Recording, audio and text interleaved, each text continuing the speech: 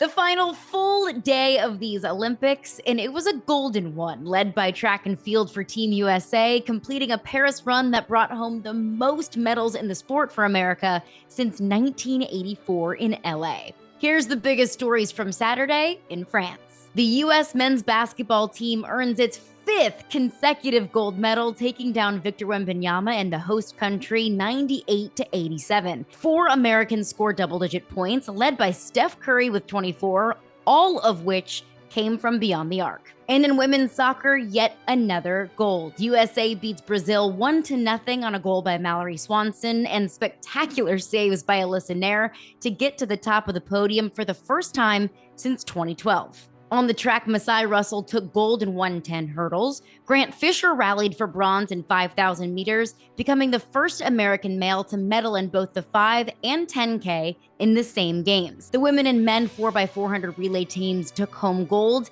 and made Quincy Wilson the youngest U.S. male track Olympian to medal at just 16 years old. And Shelby McEwen became the first U.S. male to medal in high jump in a dozen years, grabbing silver. A first for America, as Brooke Rabatou became the first American woman to medal in climbing, capturing silver in the boulder and lead final. In breaking, Canada's Phil Wizard won the first men's breaking gold medal, while American Victor Montalvo grabbed bronze. That'll do it for Saturday. We'll see you right back here for the final day of the Paris Games, so keep it right here on Yahoo Sports.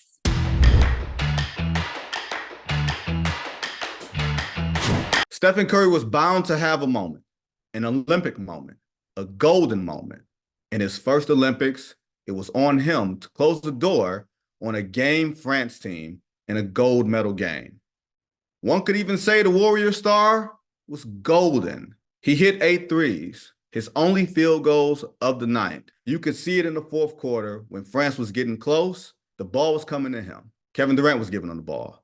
LeBron James was getting him the ball. And he was finding a way to square his shoulders and launch moon balls into the France night. It was his moment in the sun, his moment amongst his peers. It offset an incredible game from Victor Wembanyama, who put the entire NBA on notice. He put the entire FIBA on notice. For the U.S., they're on notice because LeBron James, Stephen Curry, and Kevin Durant won't be there in Los Angeles in 2028. It'll be on the likes of the Devin Bookers and the Anthony Edwards and maybe the Jason Tatums, who all stepped up in their own way throughout this entire run. Gold was expected of the United States. Only gold would be accepted. For Steve Kerr, all of his decisions would be maligned and dissected and criticized, but he seemed to push all the right buttons. And for the United States, we finally got the moment. Kevin Durant starting, LeBron James with him, Stephen Curry there. It was the moment that dreams are made of, the moment we'll be talking about with our children the same way that our forefathers talked about Magic and Larry and Michael in 1992. This didn't come as easy as 1992, but it was worth it. You could see it in the joy and the elation of the U.S. players in the immediate aftermath. You could see it in the joy as they stood on the medal stand as the Star-Spangled Banner played. It was an amazing moment that all will remember. It was an amazing moment we'll never forget.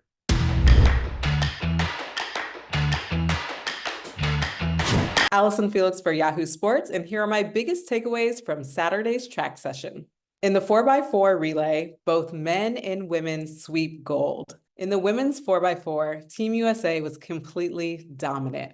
They had an incredible lineup, and when USA's second leg, Sydney McLaughlin-Levrone, took the baton, she blew the race wide open. They ran excellent, and they even ran an American record. The 4x4 is always going to be a less stressful relay because the exchanges are much different. They're not blind exchanges, and so you're taking it in, you're looking at the baton, and so the 4x4s, usually get the batons around, and we have all that depth, and it's very easy to switch out legs. On to the men's 4x4. This was really a great race. We love a close race, and this one definitely had its lead changes. It was going back and forth, but the USA came out on top. The veteran Vernon Norwood ran that second leg, and he does such an amazing job there and really put the USA in position. Rye, with that final anchor leg, also was the difference maker. Rye Benjamin, who won the 400-meter hurdles, going up against Leslie Tobago, who won the 200 meters.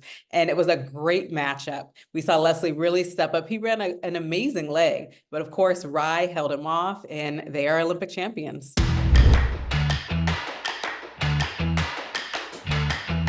The U.S. Women's National Team are 2024 Olympic champions in football. They have done it for the first time since 2012. An impressive performance. This was a game where Brazil probably is really frustrated they did not get a goal in that first half. I thought tactically they did the right thing. They put a lot of pressure on the U.S., who, they expected to be tired and exhausted, and they just could not put their chances away. If Brazil can't put away their chances, the U.S. will if they get one or two good opportunities. And we saw it there with the game-winning goal from Mallory Swanson, a great ball in that we initially thought might be offside, but just a great level of composure to put that away. Credit to Allyson, kept the U.S.